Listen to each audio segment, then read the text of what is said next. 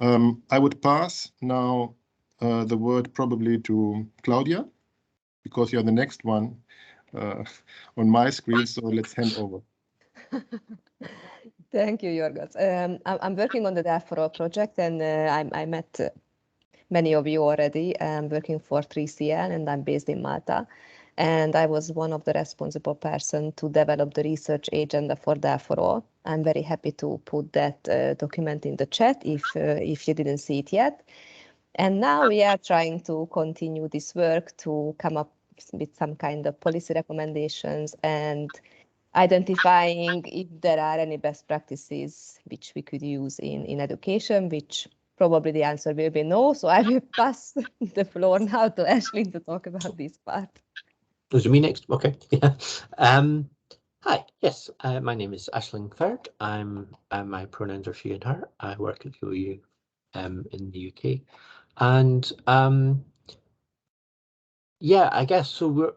My general interest and role in this project is the sort of mapping of the landscape of what's going on with digital education and trying to find ways to structure how we look at that, how we collect information about it, how we analyze it, and to try and get some handle on the concept of best practice. And we'll say a little bit more on that, I suppose, when we get going. But yeah, that's ultimately what I do. So, Celine? Yeah, first of all, my apologies that it's really not a good time for me to share to open my camera.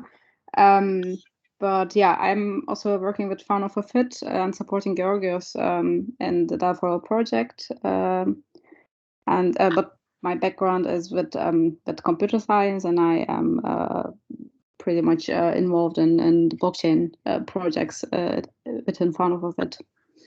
And another welcome from my side also to this talk. So maybe Dorothea, we can fill in Fraunhofer, we can complete. Yeah, so my name is Dorothea Kugelmeier. I'm the head of the Fraunhofer Personal Certification Authority.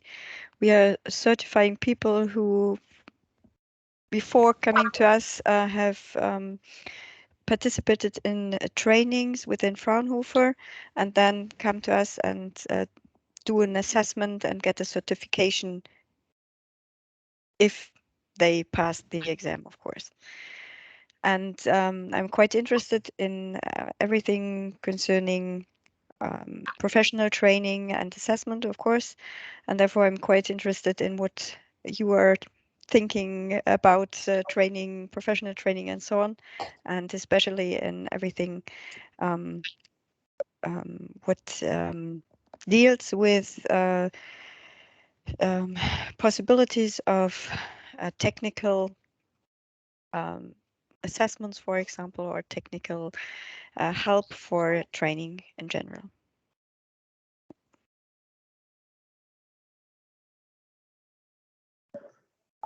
Athena, maybe you want to take over. Hi. Yeah, so I think I was invited to begin with because we're like let's say a sibling project, because I think we were funded at the same call, so to speak. So I'm a PI for DigiGen, which is we look at ICT, how the digital transformation affects children and young people. The coordinator is Oslo Met. We at the University of Leicester, I'm a PI for the work package ICT and civic participation. But we also contribute to another package study on ICT and leisure. And the project finishes in November, this coming November, end of this coming November. So we're nearly done with deliverables. We're looking at the impact and policy ones in the summer to deliver, but we're more or less done. And I can put in the talk a couple of links to things that we've done, while other people are talking, if you want to have a look. But what we did with the UK, we did the civic participation package. We did one phase study that was interviews with young people. And in the UK, we chose to talk to XR youth, XR Rebellion youth activists and Black Lives Matter activists. And in Greece, it was anti-policing and anti-gender-based violence, because there was a surge in Greece in both. And then in Estonia, the study was on LGBTQ youth and BLM youth, which is kind of strange because I don't have a big minority of that kind there. So anyway, that's an interesting discussion. And then we also run digital storytelling workshops. Recently, we submitted a report on the 3 countries I was using that technique. With young people producing their own stories and analyzing the videos that we're producing and so on. And then we're set to do now a policy document analysis on digital citizenship policy in the 3 countries. And generally, my kind of work package does not focus on education, obviously, because I'm from political science, but there's a lot of interesting stuff going on in relation to, let's see, to how digital activism works in more organized and less organized groups, and like interesting questions around the ICT use in particular, as you know, like disinformation, misinformation, and kind of governance platform issues and so on. So so that's it. Sorry, I took a long time.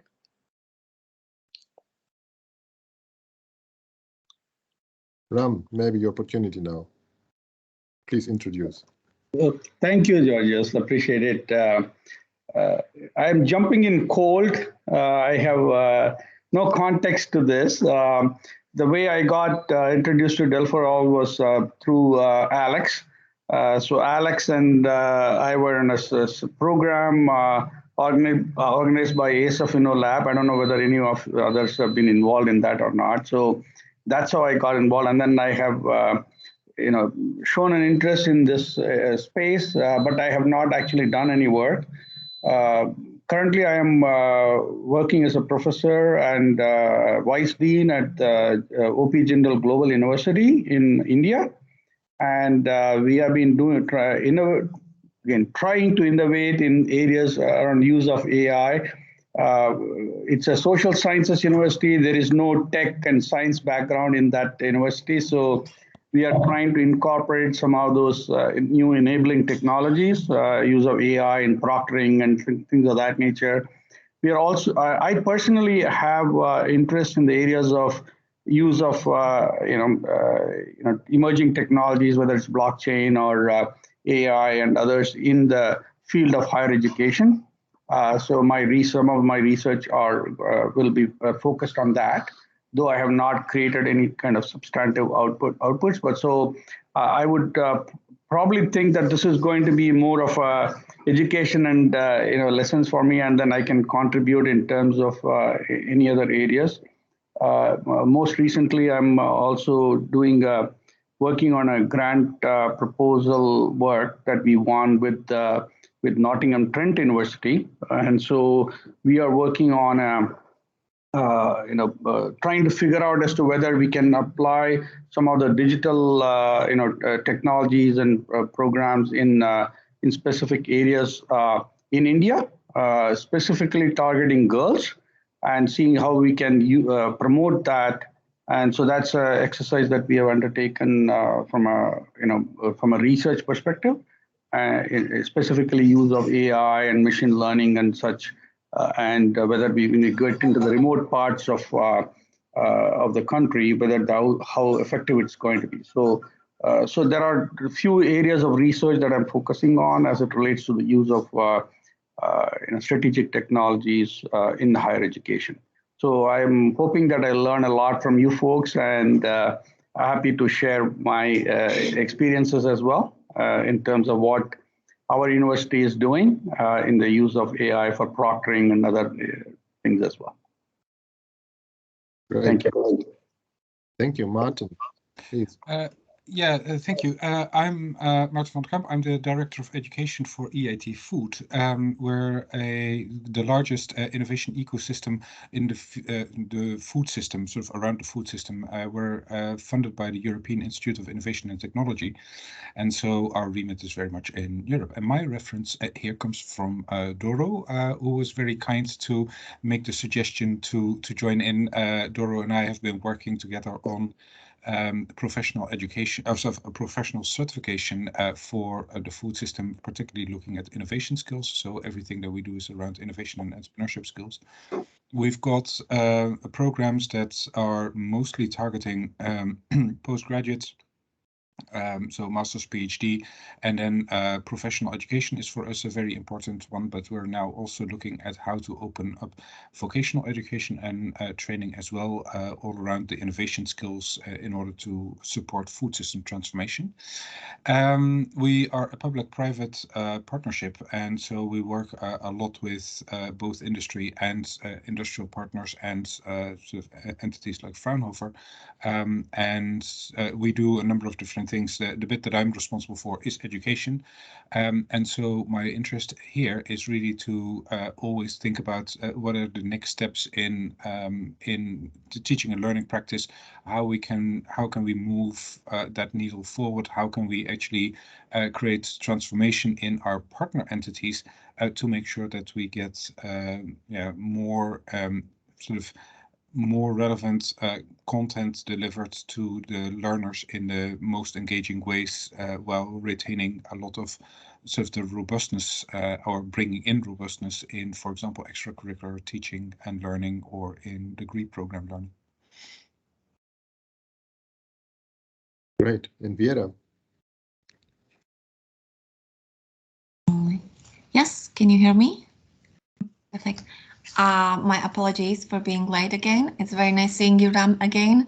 We were together on this course from SF Foundation, where we met with Alex, and it was an amazing experience. And I guess we are introducing ourselves now and talking about the role of blockchain and why we are part of this community. So I can finally use the phrase, I wear two hats, right? And I'm working as a project manager for Faculty of Informatics and Information Technologies in Bratislava for Slovak Technological University. And my other hat is the Executive Director of Center for Artificial Intelligence in Slovakia. So we are working with the communities, with the scientists, trying to put together the information and the environment about AI. And within my faculty work, we have a special research group which is focusing on the blockchain and its development. And I'm representing especially them. We are searching for new connections and so on, because it is still a pretty new technology and there are not that many specialists within the field. So we are exploring our opportunities to work together and probably share the ideas. We are getting pretty strong in fintech use and the connection to the blockchains. And also the educative connection with the blockchain and so on. We are exploring that area as well, how we can reconnect it or interconnect it. And we are very open to all kind of cooperations, and it's great to be part of this community, because I think the information and best practice sharing will be the main purpose, or that's how I see this community to work. So yeah, I'm excited. Great. So we have prepared in order to engage or to motivate discussion, some questions that Ashlyn will present. And again, for those who have not noticed this yet, we have also in parallel a Miro board, which is supposed to simply leave ideas, thoughts. If you do not want to use the chat, of course, also possible. There is a link available right now. the password to enter this. Ashlyn will show it on the screen. If you share your screen, Ashlyn, you will share the password as well to enter the Miro board. So the Miro board is supposed to be in parallel, simply running. Yeah, for those of you, if you want really to drop a line there, it would be helpful for us also to continue the thoughts, to take them up in subsequent talks of this kind. So, but please, Ashlyn, you have the turn for your questions. Maybe you would like to share them on screen so that we see them. I think it's easier. I'm trying to. Yeah, exactly. Can you see them? Great. We're still getting used to this sharing files and Teams thing. I'm going to do this since I'm going to be talking for a bit. We also just found out this afternoon that you can do this in Teams. It's a perfect feature. Very cool. I've quite learned something already. It's quite nice. I quite like it. So yes, so give a little bit more context, I guess. So and actually I think Claudia is probably better in the context for it slightly, but so DEL4ALL is really about looking at what's going on in digital education in Europe. Initially, it was focused on the use of advanced technologies in digital education, like blockchain and AR and VR and so on. And wonderfully, for a project looking at digital education, it started in January 2020, which was great timing. So unsurprisingly, the focus of the project has had to change slightly because the landscape has somewhat shifted seismically. So anyway, yes, so it's somewhat more broad than initially intended because of the pandemic. So in the Claudia led the work on the research agenda, so identifying what areas appear to be of current interest in educational technology research and identifying areas that should go forward a bit. And from the work there, she identified as 4 priorities, isn't it, Claudia? 4 topic areas that... Three main priorities, yes. And they were all about what has to be changed immediately in the education sector, because we could see that nothing really worked. So pandemic came and digital education, it wasn't the first thing supposed to be solved because everything was just, let's say, broken. No one knew what to do. No one really know that teachers are not trained for this, and we just seen so many issues which we didn't know how to solve, right? So I already posted the research agenda in the chat, so you can see all the priorities, what we could identify from our discussions. And most of you were involved in these discussions because we ran some surveys, we had webinars, and we did also workshops with you guys. And one of the outcomes is on the screen, and we would like to ask you to help us to go further to see what is your opinion with those questions. So, yes, so the first of those priorities we're looking at is the reconstructing the student experience, which emerged as a theme. And I personally take this in 2 ways in the context of digital education. So in the sort of very immediate sense, I think it's been driven home to everyone that there has been a dramatic change in how students have experienced education in the last 2 years, and everyone is still trying to figure out how to adapt to that. What can we do to make that better? It's okay to have a crisis response initially, but obviously we need to develop how to do things better, develop best practice. But also in a more broader sense, and I think those of us who have been working in digital education have been quite aware of this for quite a long time, is that since, for decades, since people have started using digital technologies in teaching, it's not like there are a lot of new possibilities and a lot of new things that can be done, with a lot of different things that can be done. They don't always work in the same way as in traditional things of education, and that the sort of structural adaptation and practice adaptation to what can be achieved and how best to use these things pedagogically has been quite slow. But in some sense, sort of the student experience has not necessarily ideally been reconstructed to suit the digital age, if you want to get a bit sort of fancy sounding about it.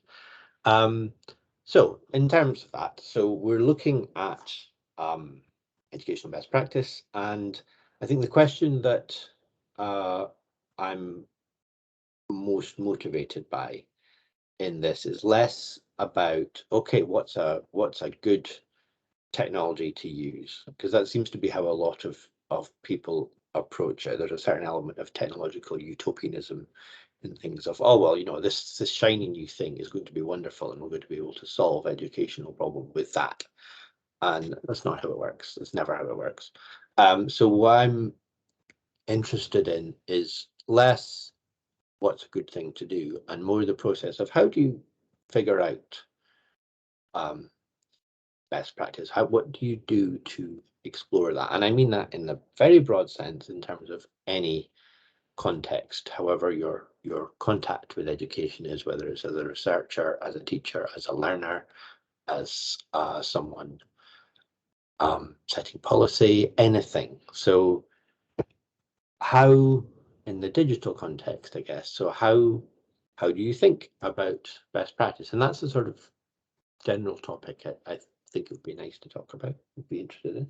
I'm talking a lot. I'm going to stop talking soon because I really would like this to be conversational. But yeah, so these are the sort of questions we came up with to try and give us a framing thing for that question. So I'd be really interested to hear your thoughts on them. So what constitutes a good practice if you're trying to achieve something, really whatever it is, whether it's things you mentioned, exam proctoring, or the other day I mentioned assessment and certification, those sorts of things, or whether it's designing materials, or whether you're coming as a learner to learn something. Whatever your goal is, like, how do you determine what the best way to go about it is? How do you find out what other people do? What do you test that against? And then nothing ever fits directly if you're trying to use something else or use a new technology or use a new approach or something for what you're trying to do. What do you look at to fit that in, and how do you adapt it? What gets in the way? That's kind of a quick run through all of them. I mean, obviously that's all a lot at once. Right. Yeah, yes. Great. So really, sorry for interrupting. No. I tried to be the moderator for I talk too much. So yes.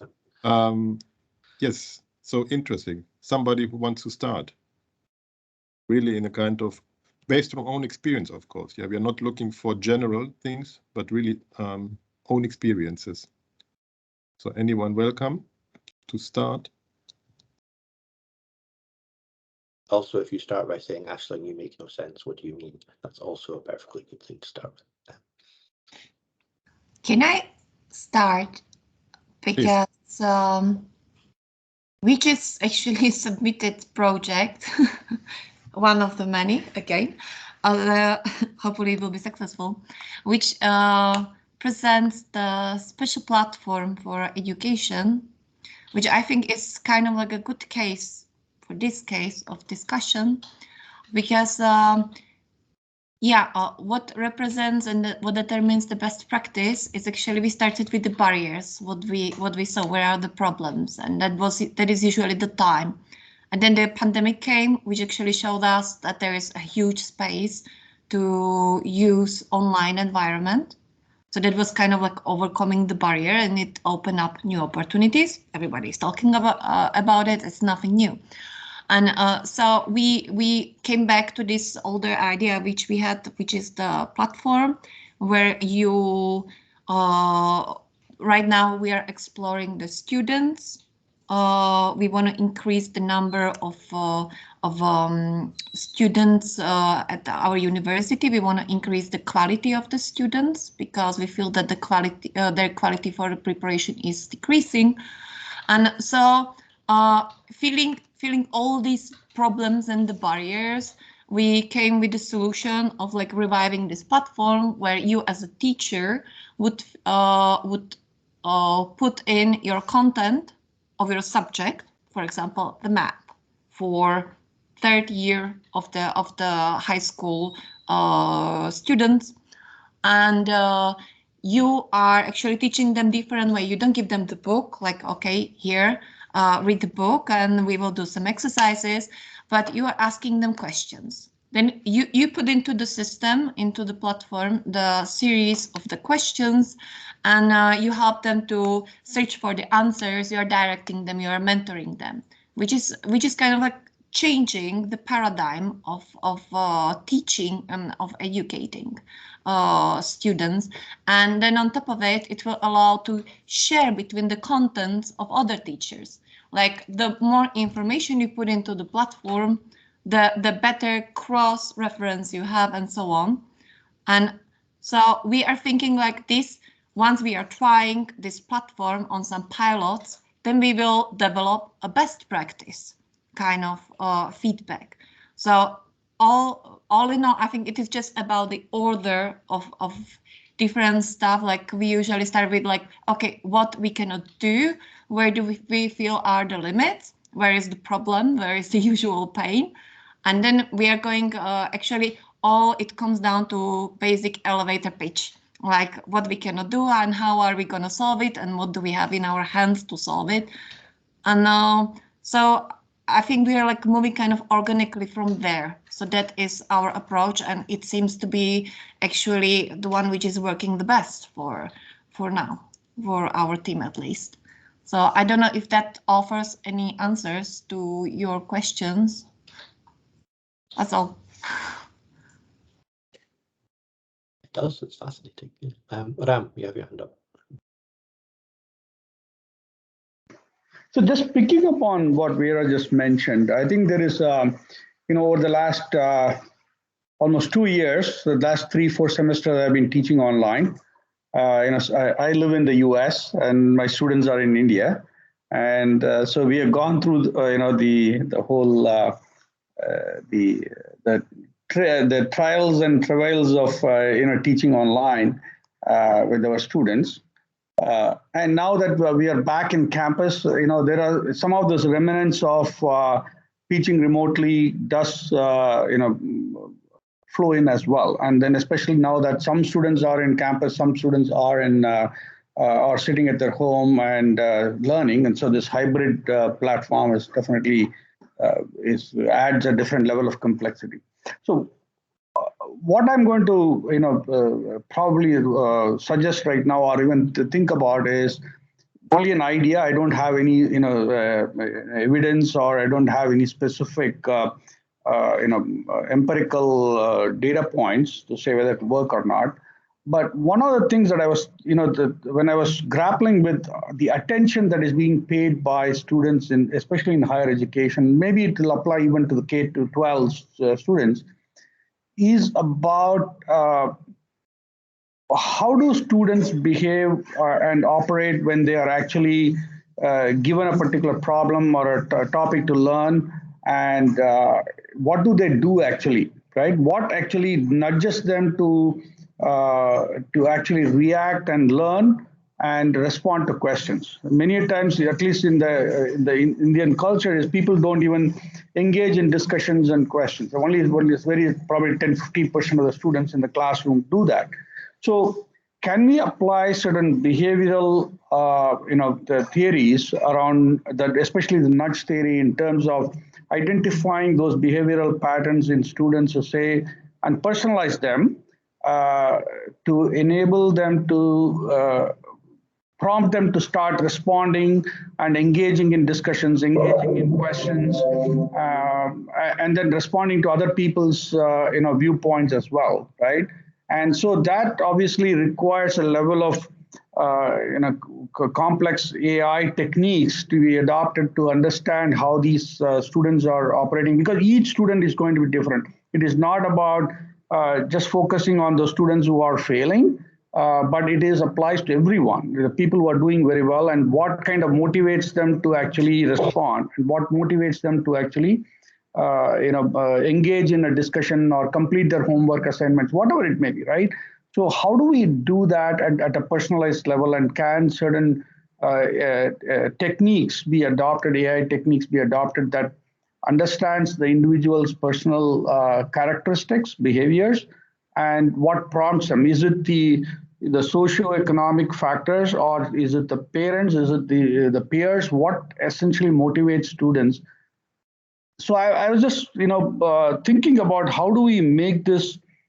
Can we create something? It's a complex problem, and it's a complex, probably even a more complex solution. How do we make it more personalized for individuals? Applying certain AI techniques, then it can be pretty pervasive across HEIs.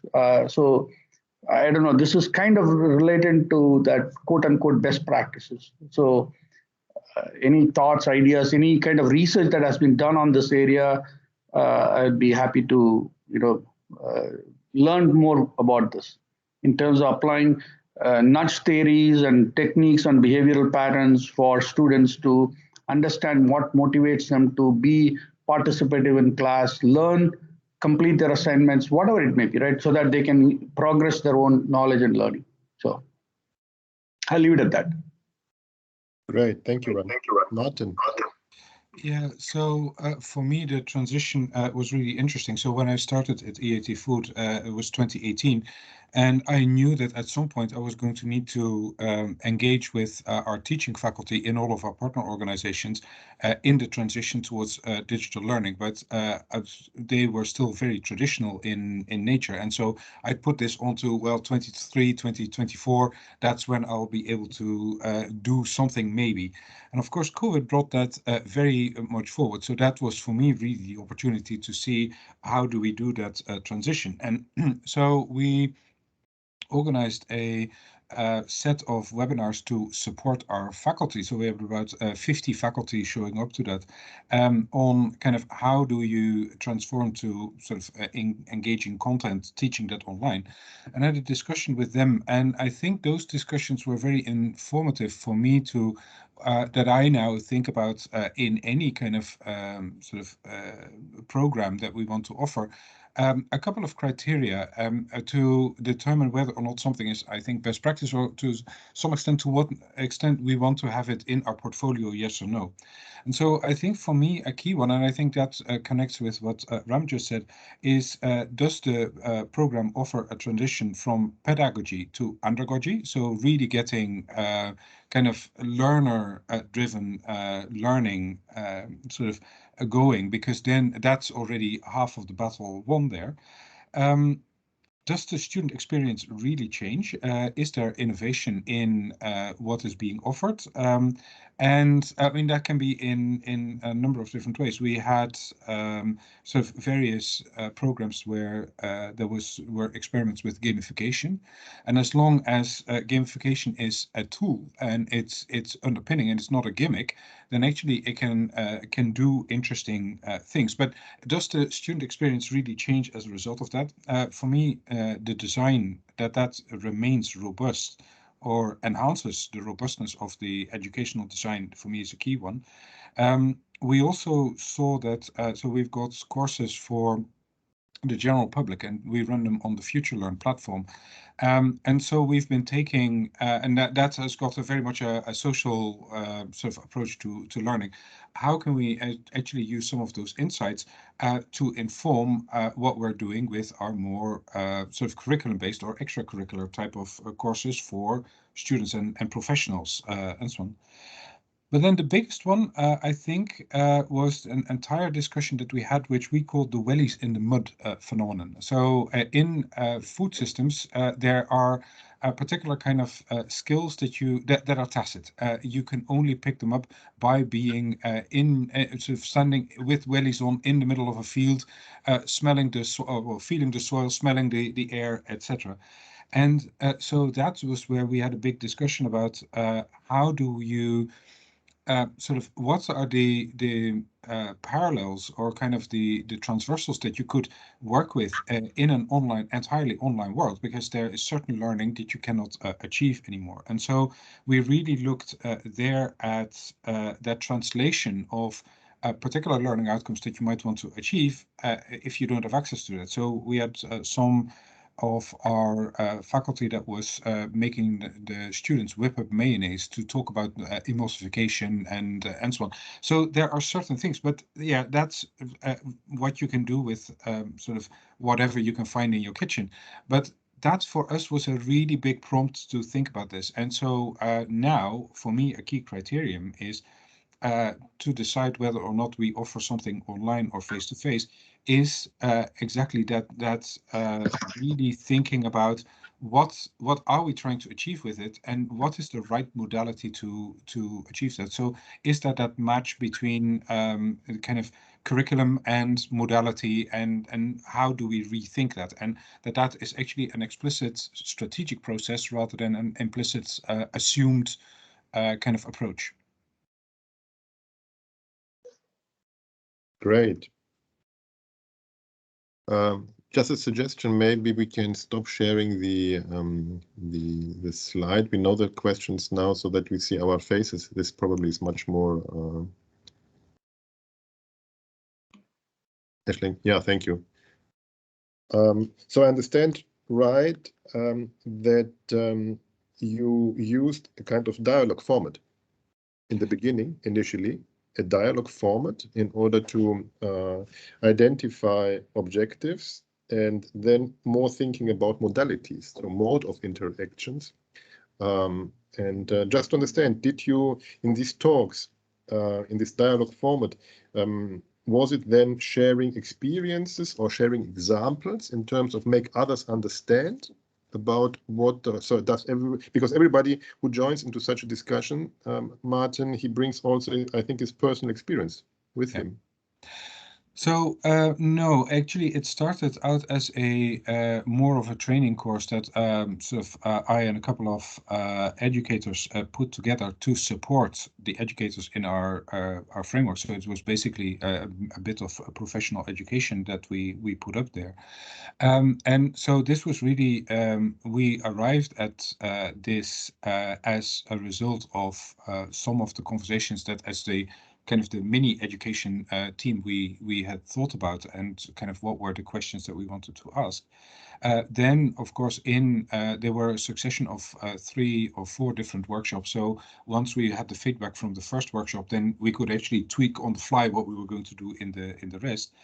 And so we had some very specific workshops in the second and the third workshop to take this idea of the wellies in the mud phenomenon, and for the group to go into ideation mode and to really think about, okay, just take, say, for example, a site visit, go to a factory or whatever. If you can't do that anymore, how would you sort of solve this? And so we had 8 of those key moments in any kind of learning journey that we would encounter.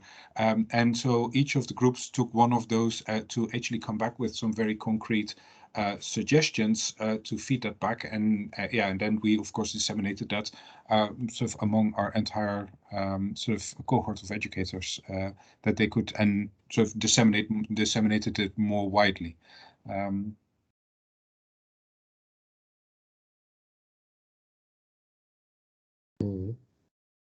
Yeah, a good idea, learning journey. Dorothea, you're nodding. Sorry? I said Dorothea is nodding. Yes, I'm nodding and thinking about what I could say to this topic, because in fact what we are doing for us, it was not really training. What our new methodologies for training, what was interesting for us in because of COVID, but it was the assessment. And what we did is maybe a little bit comparable to what you did, Martin, or what you just explained, because we had the difficulty to solve the problem that we had to do. What usually we do in place, we had to do online, and you will never be able to have the same environmental situation as you have at your premises.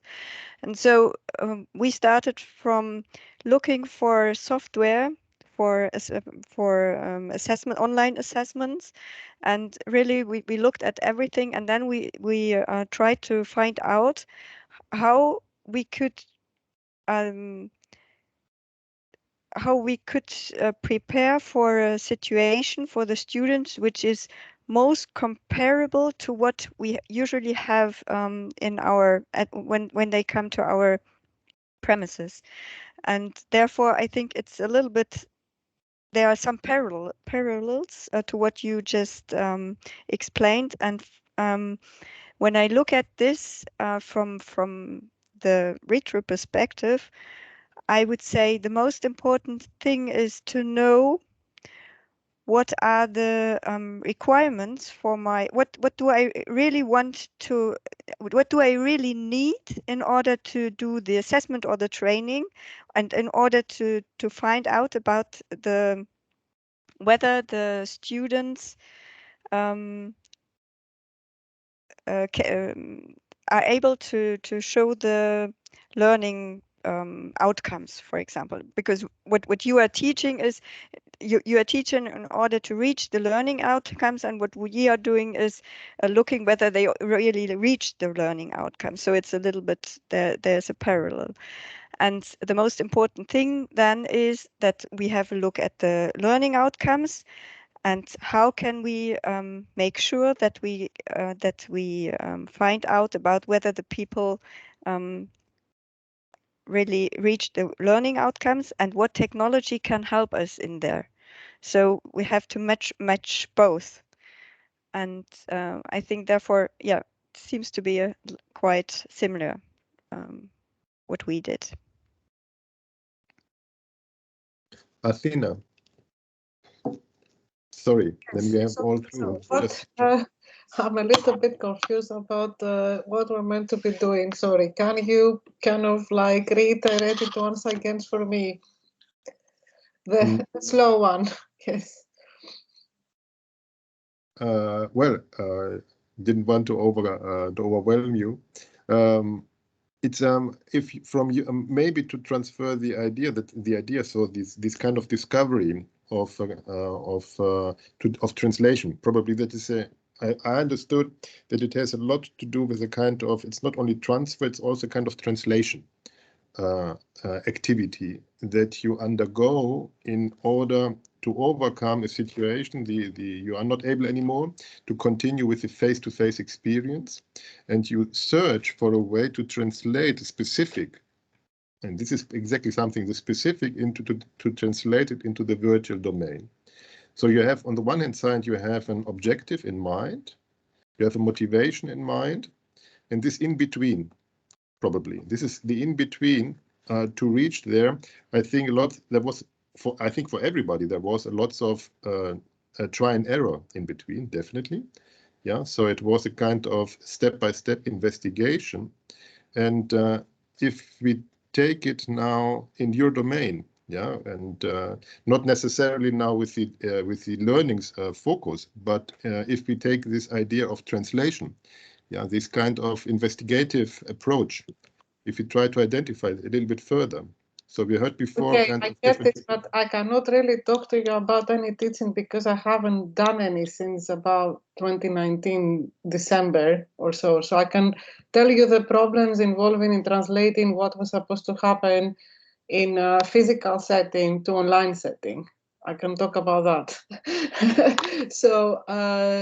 So for this specific project, the ethnography was online interviews and online observation, content analysis of images, multimodal kind of type of stuff. So that was set as online, the ethnography phase anyway. But the second phase, that was the digital storytelling workshops with young people between 16 and 18, adolescents basically. That was supposed to be in a physical building with computers in front of them. It would be like 6 to 8 of these adolescents, and we would go through kind of, it would be more, let's say, collaborative in the sense that we'll have like some lunch before, and then there will be coffee breaks, and it'll be like a physical environment where all this was happening, and they would be sitting next to each other in different computers, right? So that was the idea of how these are normally, these are storytelling workshops are normally run. However, because of the pandemic, we did everything online, and okay, so the major first difficulty was recruiting participants, because these kids were like completely zoomed out. They didn't want to do yet another kind of 2 or 3 hour marathon, because they did that during the school. Some of them only did that for school. I mean, the Greek kids, for example, because it was Greece, Estonia, and the UK, right? So in Greece, there were 10 months of school. So like everything they were doing online. So recruiting participants became excruciating difficult. The other thing that happened was that you have like a digital storytelling workshop, when it is offline, right? You can take more time, you can have coffee breaks, like the way you prepare the story, they collect the material they want to create the story with. You say to them what software we're going to be using to create the story and the voiceovers, etc. So there is like, it can take like 3 or 4 hours even, right? But it's like during a period of half a day, let's say, where they can have breaks, where they can talk to each other and all that.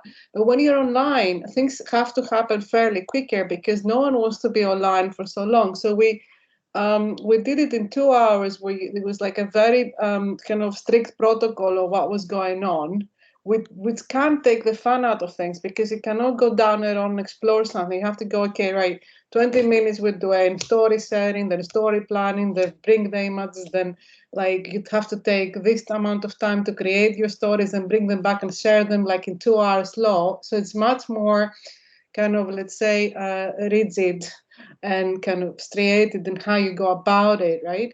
So if somebody wants to talk more about, this, murder by police in Ireland or whatever, it's they have to do it in a very short period of time.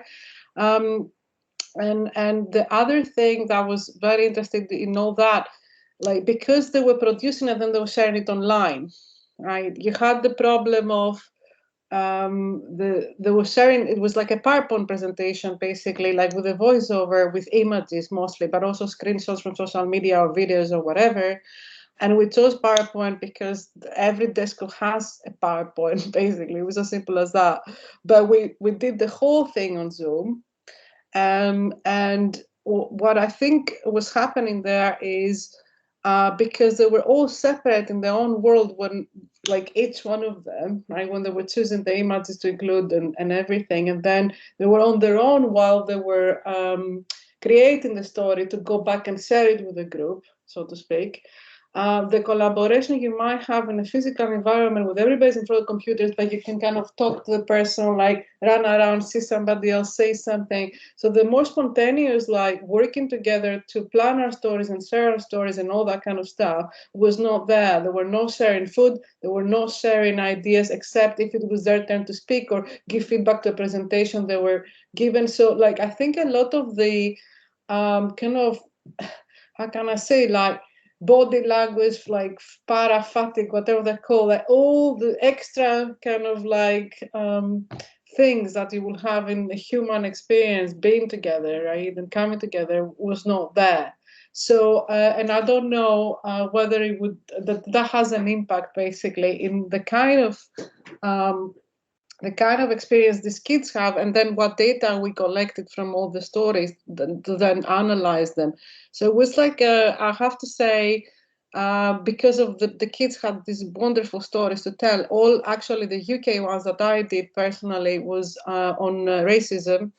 like the wedding of the royal family and the murder and anti-policing protest in this EndSARS in Nigeria, and like a murder of this kid in Ireland. Like they were all focusing on race, so they had a coherent like thing by themselves. Coincidentally, that's what they were interested to talk about racism in the UK.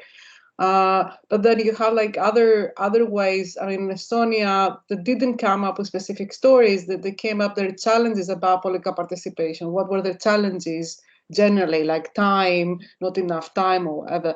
So I would say, like, if we were to do this storytelling again, that it would have to be physical, like in a physical space with their computers. Like, because the other thing is like, it produced great stuff to analyze for us as researchers, but the experience of like co-producing together was actually less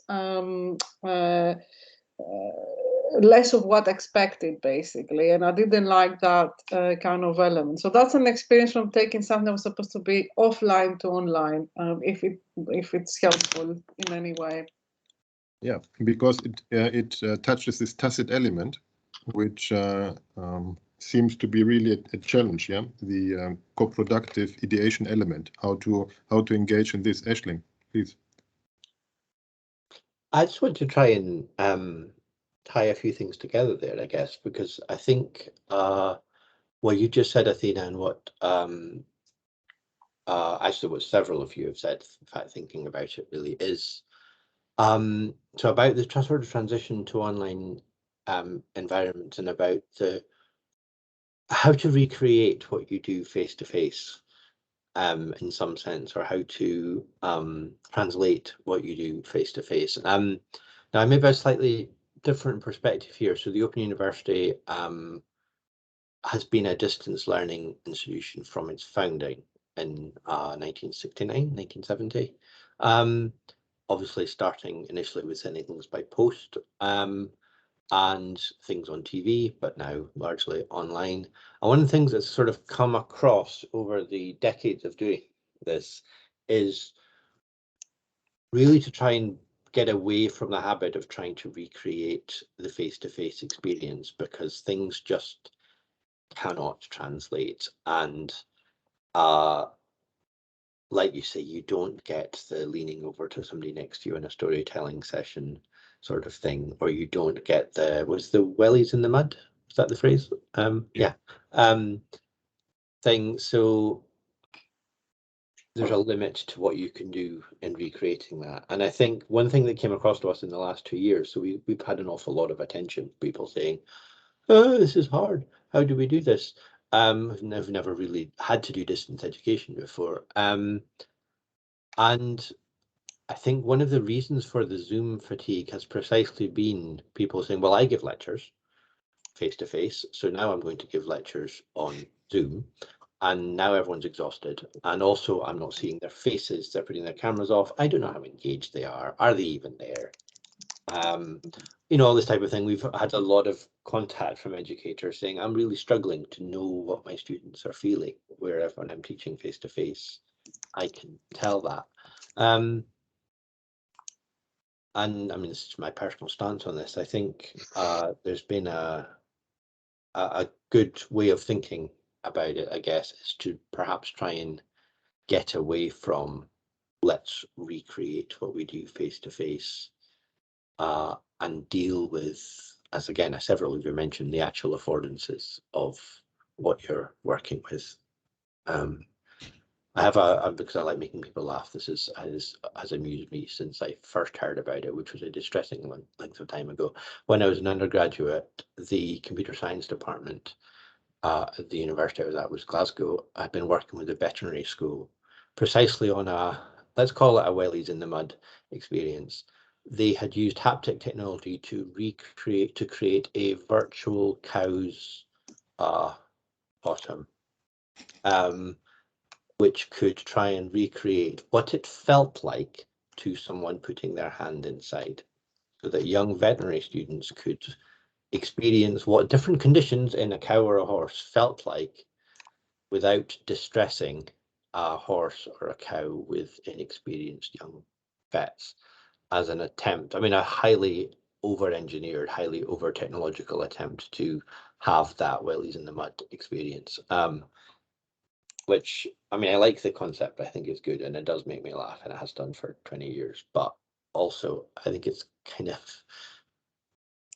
nice in the sense of the possibilities of where we might go. But that, I appreciate that's a very specific thing. But yeah, I don't know. I don't really have a point. I just wanted to sort of highlight that thing about the idea of reconsidering, in fact, what's best practice face-to-face and what's best practice, or how to figure out best practice in a hybrid or online environment isn't necessarily the same thing. Well, what comes to, at least to my mind, out of what we heard today, that